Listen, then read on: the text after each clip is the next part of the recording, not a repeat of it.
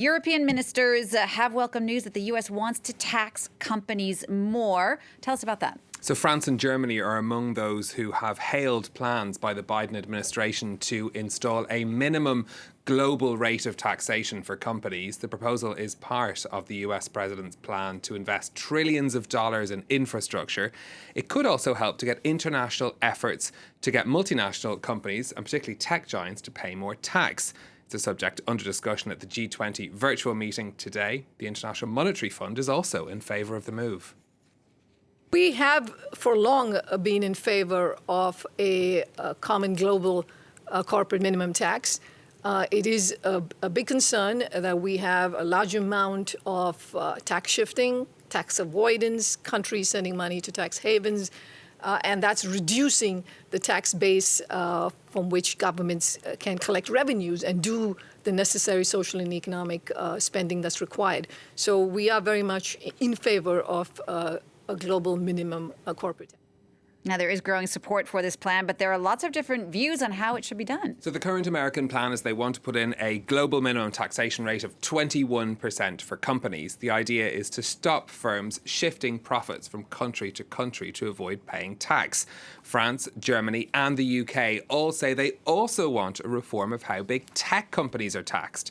Now, talks have been underway at the OECD in Paris for years now about how best to do this. The plan has two parts. One would see profits reallocated to countries where these big digital giants make money so that they pay tax there. And the second part is a global minimum tax rate. The challenge will, of course, be keeping these two parts together as negotiations go on. So what kind of opposition has there been to this? There's a lot of money at stake. There sure is, and a global minimum tax and an increase in corporation tax would have to be approved by Congress in the United States. Of course, that is no certainty. Interestingly, the CEO of Amazon, Jeff Bezos, says that he's welcoming a potential increase in corporate taxes to pay for President Biden's infrastructure plan.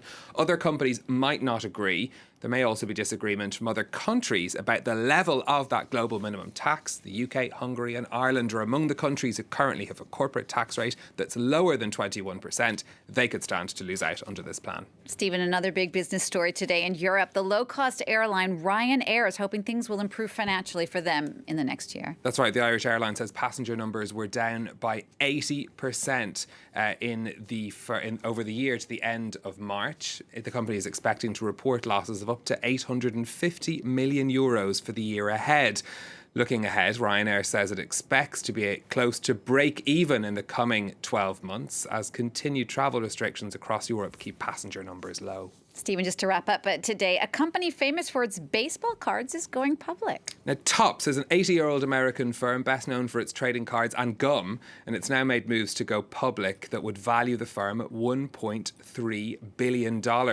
Topps was bought in 2007 by former Disney boss Michael Eisner. It's since shifted into digital and online games and collectibles. They launched Cards Genie, which commemorate pop culture moments. One of them was the Bernie Sanders mittens shot. They sold 100,000 cards with that photo of Bernie Sanders. We'll have to wait and see if investors feel the same way about their shares. Indeed. Stephen, thanks for that. Stephen Carroll there with your business update.